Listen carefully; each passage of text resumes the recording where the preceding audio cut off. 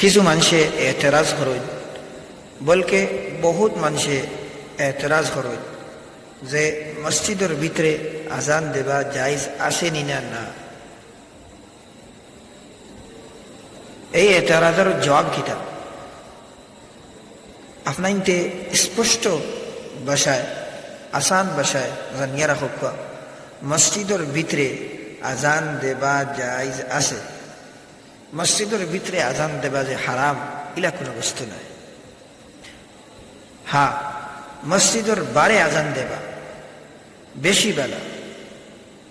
এখানে আজানোর আসল মকসদ হইছে গিয়া আশপাশের মানুষে এই খবরটা পাইতো যে নমাজের ওয়াক্ত হয়ে গেছে।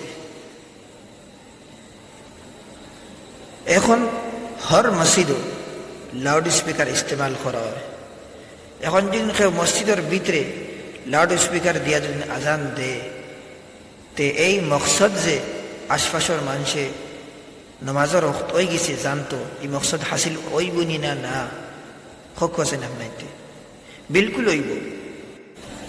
আহসানুল ফাতাওয়ার মধ্যে আছে যে আইজ খাইল হর মসজিদের মধ্যে লাউড স্পিকার লাগাইল আছে। ওটার লাগে যদি কোনো মানুষে মসজিদের ভিতরে লাউড স্পিকার আজান দেয়, ইয়া কোনো নিশা জায়গার মধ্যে লাউড স্পিকার আজান দেয়, তে তার মকসদটা হাসিল হয়ে যাবে।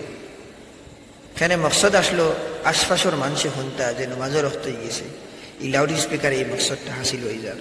ওটার লাগে যদি কেউ মসজিদের ভিতরে মাইকো আজান দেয়, তে আজান দিলে এই আজানের মধ্যে কোনো কেরাহাত থাকতো নয়।